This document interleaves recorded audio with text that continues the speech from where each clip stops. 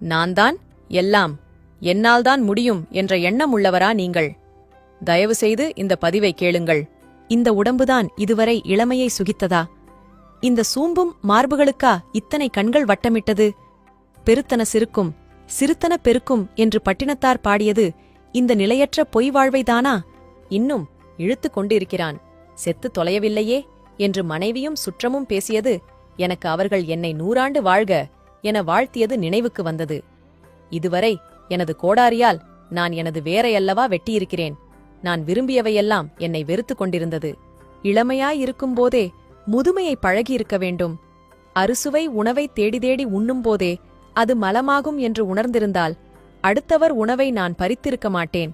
அனைவருக்கும் பயன்பட வேண்டிய பொன்பொருளை ஒரு திருடனைப் போல் பதுக்கி இருக்க மாட்டேன். காலம் கடந்த ஞானம்.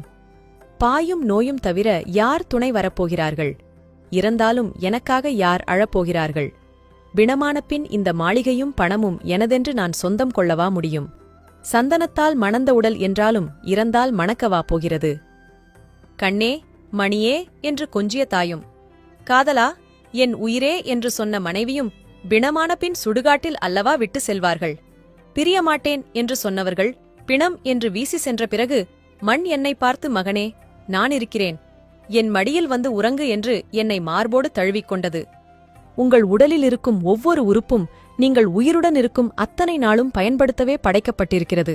அதனால் வயதானால் அந்த நோய் வரும், வயதானால் இந்த நோய் வரும் என்று சொன்னால் தயவு செய்து நம்பாதீர்கள்.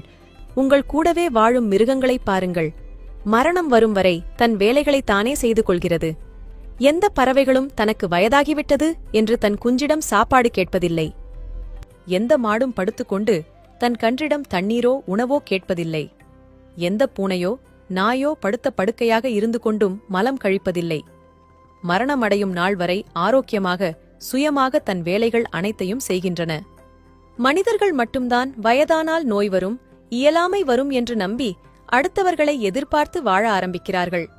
நன்கு ஞாபகம் வைத்துக் கொள்ளுங்கள், முதுமை என்று எதுவும் இல்லை, நோய் என்று எதுவும் இல்லை, இயலாமை என்று எதுவும் இல்லை. எல்லாம் உங்கள் மனதிலும் அதன் நம்பிக்கையிலும்தான் இருக்கிறது. சிந்தனையை மாற்றுங்கள், ஆரோக்கியமாக வாழுங்கள். நீங்கள் எதை நம்புகிறீர்களோ அதுவாகவே ஆகிறீர்கள். நான் நான் நான் நான் சம்பாதித்தேன், நான் காப்பாற்றினேன், நான் தான் வீடு கட்டினேன், நான் தான் உதவி செய்தேன், நான் உதவி செய்யலனா அவர் என்ன ஆகிறது? நான் பெரியவன், நான் தான் வேலை வாங்கிக் கொடுத்தேன், நான் நான் நான் நான் என்று மார்தட்டிக் கொள்ளும் மனிதர்களே, நான் தான் என் இதயத்தை இயக்குகிறேன் என்று உங்களால் சொல்ல முடியுமா? நான் தான் என் மூளையை இயக்குகிறேன் என்று உங்களால் சொல்ல முடியுமா? நான் தான் என் 2 கிட்னியையும் இயக்குகிறேன் என்று உங்களால் சொல்ல முடியுமா? நான் தான் என் வயிற்றில் சாப்பிட்ட உணவிலிருந்து சத்துக்களை தனியாக பிரித்து இரத்தத்தில் கலக்குகிறேன் என்று உங்களால் சொல்ல முடியுமா? நான் தான் பூக்களை மலர வைக்கிறேன் என்று உங்களால் சொல்ல முடியுமா? இவைகள் அனைத்தையும் எவன் செய்கிறானோ இயக்குகிறானோ அவன் ஒருவனுக்கே நான் என்று சொல்வதற்கு அதிகாரமும் உரிமையும் உண்டு. ஆகையால் நான் என்ற அகந்தையை விட்டு அனைவரிடமும் அன்பாக இருங்கள். உனக்கு மேலே உள்ளவனை பார்த்து ஏங்காதே.